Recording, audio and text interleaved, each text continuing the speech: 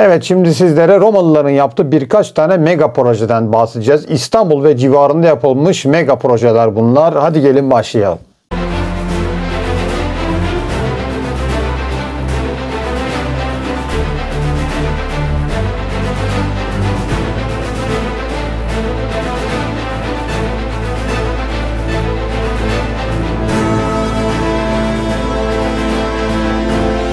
Evet, şimdi Romalıların yaptığı birkaç tane mega projeden bahsedeceğiz sizlere. İstanbul civarında ve biraz da uzak coğrafyası dedik. İki tanesi İstanbul civarında, bir tanesi Sakarya civarında yapılmış mega projeler bunlar. Bunlardan bir tanesi Silivri taraflarında İstanbul'u tamamen batıdan kapatmış, adeta bir Çin Seddi gibi 50 kilometre uzunluğunda İstanbul'u tamamen kapatmış bir sur duvarı.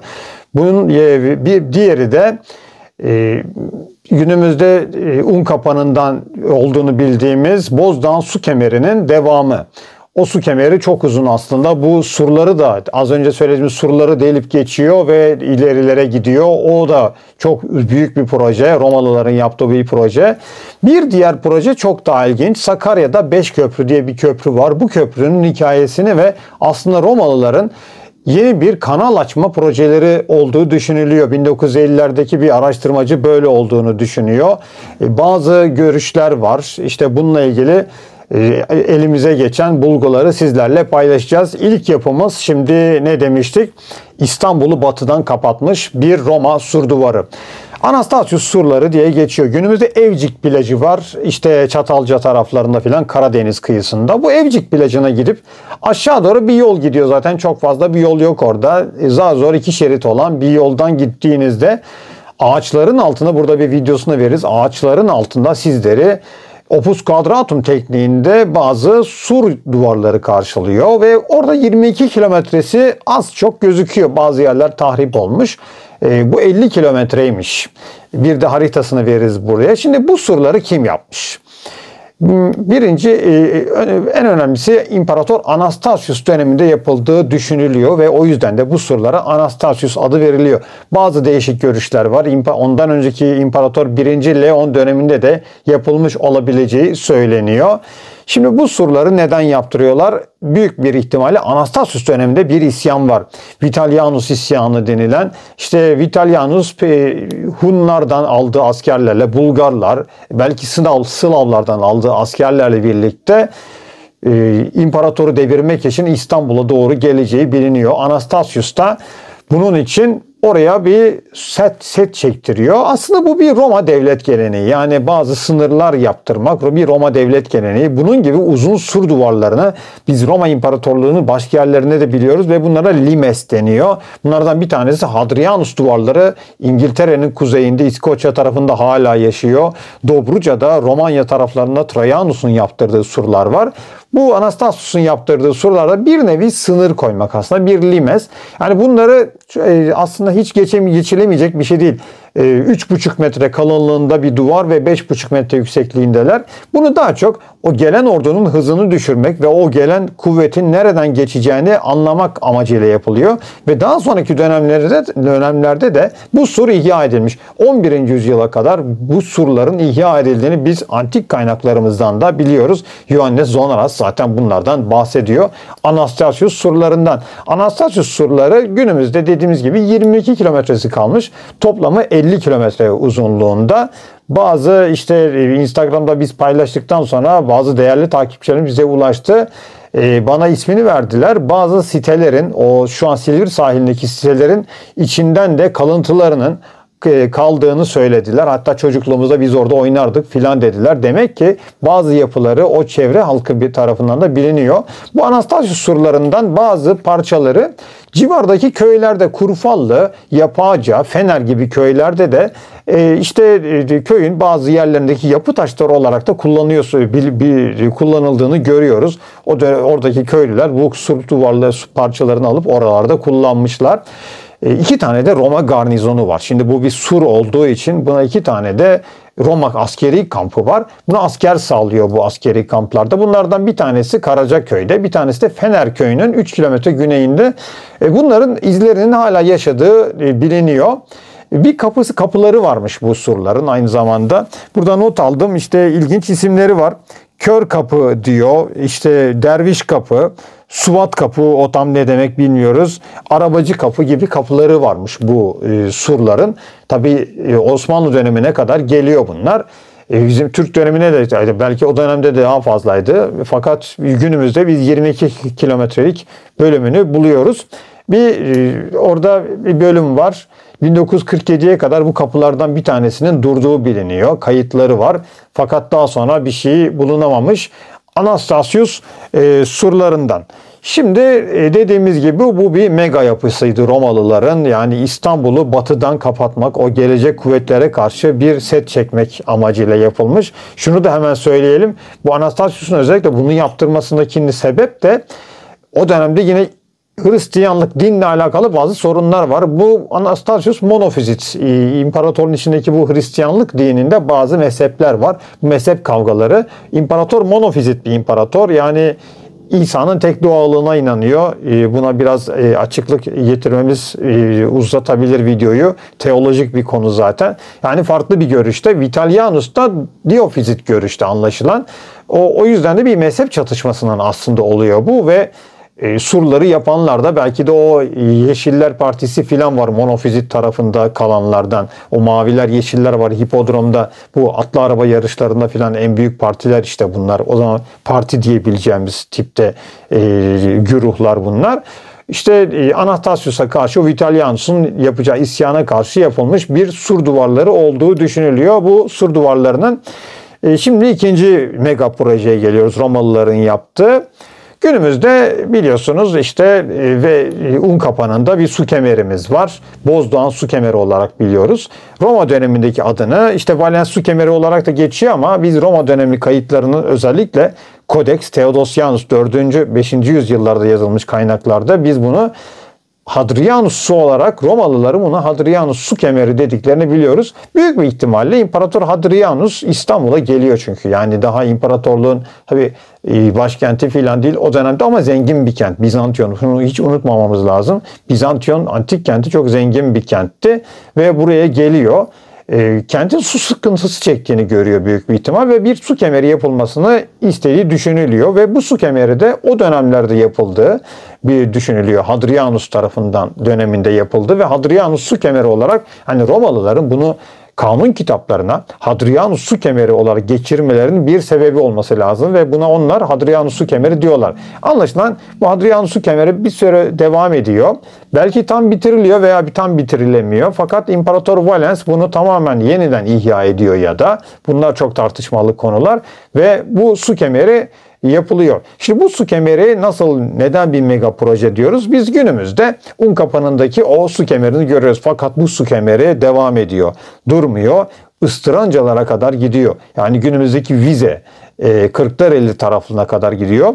Kuş uçuşu 120 kilometrelik bir mesafeyi kat ediyor. Fakat daha ilginci olan kuş uçuşu 120 kilometre olan mesafe, oraya gittiğinizde burada bir videosunu da veririz. Onu çekmiştik. Çok engebeli bir araziden geçerken tabii 120 kilometre gidemiyor. Maalesef o arazinin arızalarını takip ettiği için not aldım 551 kilometre olduğunu tespit etmişler bunu. Bir kitabı var zaten bunun. Bunun üzerine makaleler falan yazılmış, tespit edilmiş. 551 kilometrelik bir su kemeri yapmış Romalılar ve gerçekten Roma su yollarının, yani bugüne kadar Roma İmparatorluğu'nda yapılmış herhangi bir su kemerinden çok daha uzun bir mesafe bu. 550 kilometre ve şunu da söyleyelim. İşte Roma su kemerleri aşağı yukarı binde 1 veya binde 5'lik bir açıyla aşağı inerler. Su kaynağını yukarıda bulursunuz ve kente getirirsiniz onu. O binde 5'lik veya binde 1'lik diyelim size. O eğimi takip etmek için Romalılar bu işte şeye kadar getiriyorlar bunu. Günümüzdeki Beyazıt o dönem Forum Tauri'ydi. İşte Çemberlitaş'a kadar geldiğini kimisi söyler. Forum Konstantinus'a kadar veya Forum Theodosius'a kadar geldiğini, orada bir havuza döküldüğünü söylerler. Kaynaklarımız en azından bunu söylüyor. Birincil ve işte çok iyi çalışılmış ikincil kaynaklardan aldığımız bilgilere göre.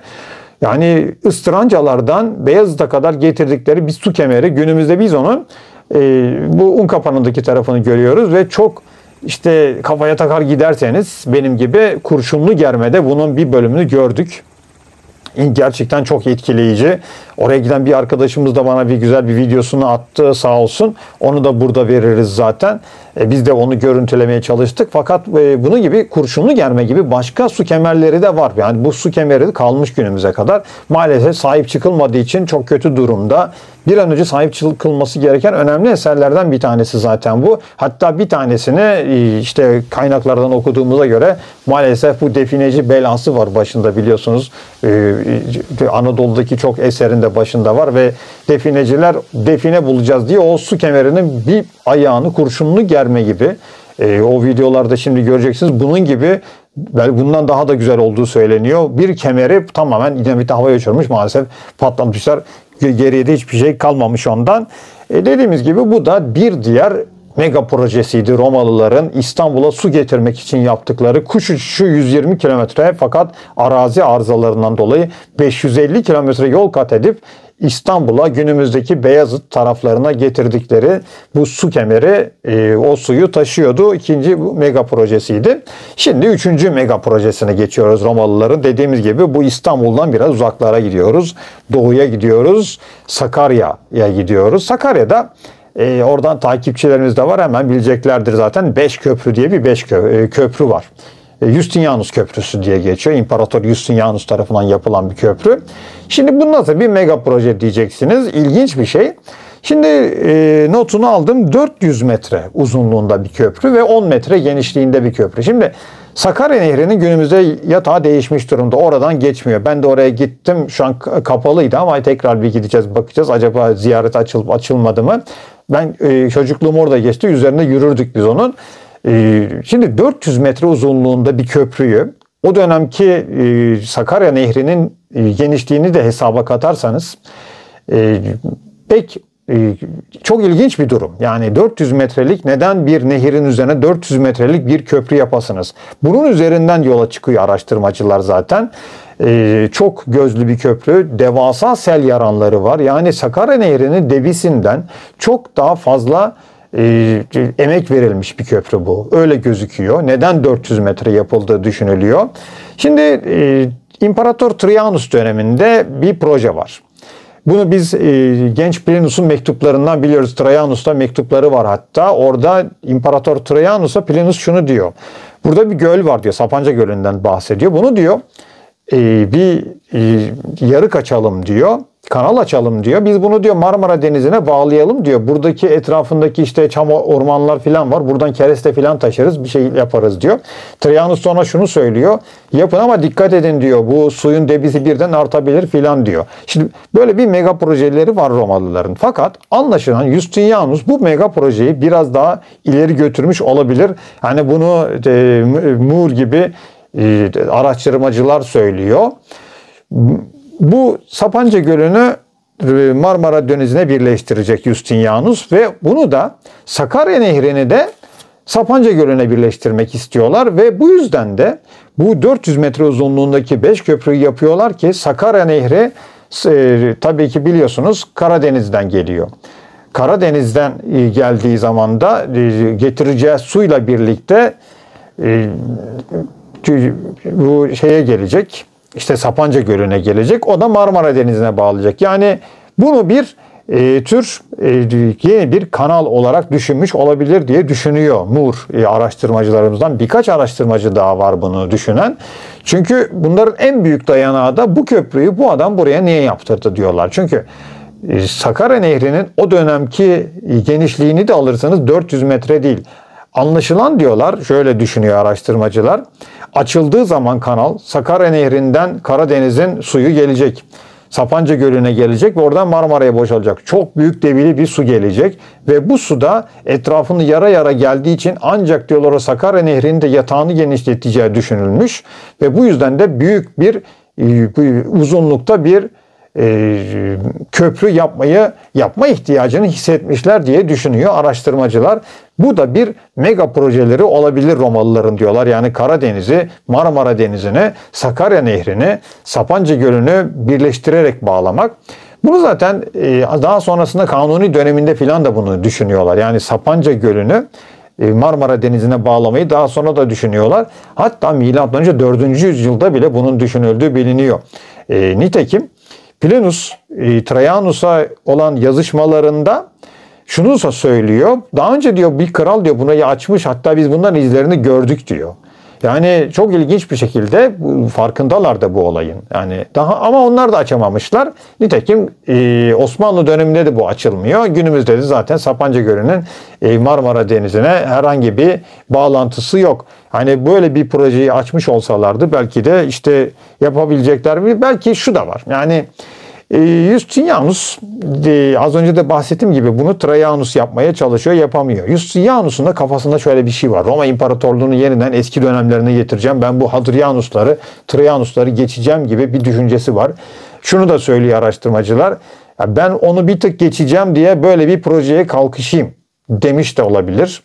Bunu da yapmış olabilir. Yani bunlar Sapanca Gölü'nü Marmara Denizi'ne birleştirdi. Bakın ben onları geçeceğim. Göreceksiniz. Karadeniz'i Akdeniz'e, nitekim Marmara Denizi'ni bağlarsa Akdeniz'e bağlamış olacak gibi bir düşüncesi de olmuş olabilir diyorlar Justinianus'u ve bu yüzden de bu köprüyü yaptırmış olabilir.